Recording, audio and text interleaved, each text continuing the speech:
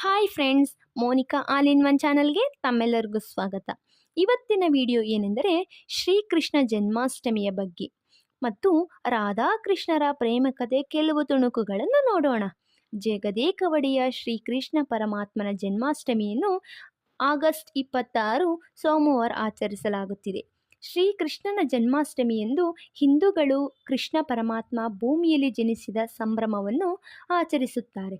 ಜನ್ಮಾಷ್ಟಮಿಯ ಬಗ್ಗೆ ಹಲವಾರು ಕಥೆಗಳಿವೆ. ಕಂಸನ ಬಂಧನದಲ್ಲಿದ್ದ ವಾಸುದೇವ ಮತ್ತು ದೇವಕಿಯ ಪುತ್ರನೇ ಕೃಷ್ಣ. ಶ್ರೀಕೃಷ್ಣನ ಲೀಲೆಗಳನ್ನು ವಿವರಿಸುವುದು ಅಸಾಧ್ಯ. ಇಂತಹ ಲೀಲೆಗಳಲ್ಲಿ ಒಂದಾಗಿರುವುದು ರಾಧಾಕೃಷ್ಣರ ಪ್ರೇಮ ಕಥೆ. ರಾಧಾಕೃಷ್ಣರ ಪ್ರೀತಿಯು ಇಂದಿಗೂ ನಿಷ್ಕಾಮ ಪ್ರೀತಿಗೆ ಒಂದು ಅದ್ಭುತ ಉದಾಹರಣೆಯಾಗಿದೆ. ಈಗಲೂ ಪ್ರೀತಿಸುವವರಿಗೆ ರಾಧಾಕೃಷ್ಣನ ಪ್ರೀತಿಯು ಪ್ರೇರಣೆಯಾಗಿದೆ. ರಾಧಾಕೃಷ್ಣ ಪ್ರೇಮ ಕಥೆ ಬಗ್ಗೆ ಇರುವ ಪುರಾಣಗಳ ಬಗ್ಗೆ ತಿಳಿದುಕೊಳ್ಳೋಣ. ಲಕ್ಷ್ಮೀದೇವಿಯ ಅವತಾರ ರಾಧೆಯಾಗಿದ್ದಳು. ಇದರಿಂದ ರಾಧೆಯನ್ನು ಲಕ್ಷ್ಮೀದೇವಿಯ ಅವತಾರವೆಂದು ಕರೆಯಬಹುದು. ಕೃಷ್ಣ ಮತ್ತು ರಾಧೆ ಬಾಲ್ಯದಲ್ಲಿ ಸ್ನೇಹಿತರಾಗಿದ್ದರು. ಕೃಷ್ಣ ಕೊಳಲನ್ನು ನುಡಿಸುವಾಗ ರಾಧೆ ಆಡುತ್ತಾ ನೃತ್ಯ ಮಾಡುತ್ತಿದ್ದಳು. ವೃಂದಾವನದಲ್ಲಿ ರಾಸಲೀಲೆ ಮಾಡಿದ ಗೋಪಿಕೆಯರಲ್ಲಿ ರಾಧೆಯೂ ಒಬ್ಬಳಾಗಿದ್ದಳು. ಗೋಪಿಕೆಯರೆಲ್ಲ ಕೃಷ್ಣನಿಗೆ ಹತ್ತಿರವಾಗಿದ್ದರೂ ರಾಧೆಯನ್ನು ಮಾತ್ರ ತುಂಬ ಪ್ರೀತಿಸುತ್ತಿದ್ದ. ಆದರೆ ಈ ಪ್ರೀತಿಯು ಪ್ರೌಢತೆಗೆ ಹೋಗಲೇ ಇಲ್ಲ.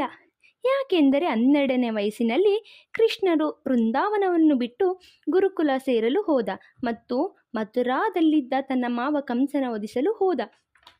ರಾಧೆ ಮತ್ತು ಕೃಷ್ಣನ ಪ್ರೀತಿಯು ದೈಹಿಕ ಸಂಬಂಧವನ್ನು ಮೀರಿದಾಗಿತ್ತು ಎನ್ನುವ ಸಂದೇಶವನ್ನು ಸಾರುತ್ತದೆ. ರಾಧೆ ಮತ್ತು ಕೃಷ್ಣ ಯಾವತ್ತೂ ಪತಿಪತ್ನಿಯರಾಗಿರಲಿಲ್ಲ. ಮದುವೆಯ ಬಂಧನದಲ್ಲೂ ಅವರು ಬಂದಿಯಾಗಿರಲಿಲ್ಲ.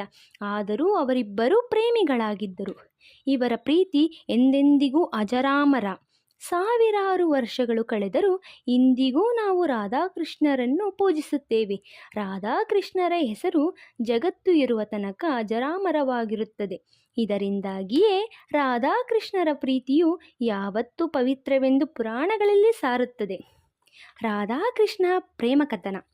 ಕೃಷ್ಣ ರಾಧೆಯ ಪ್ರೀತಿಯ ಪಯಣ, ಅವರಿಬ್ಬರ ಪ್ರೇಮದ ಅಮೂಲ್ಯ ಪ್ರೇಮ ಕಥನ.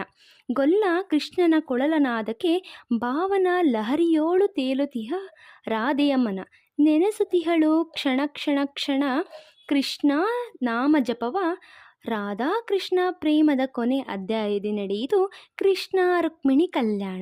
ಆದರೂ ಜಗಕ್ಕೆ ಅಜರಾಮರ ರಾಧಾಕೃಷ್ಣ ಪ್ರೀತಿಯ ಕಥನ.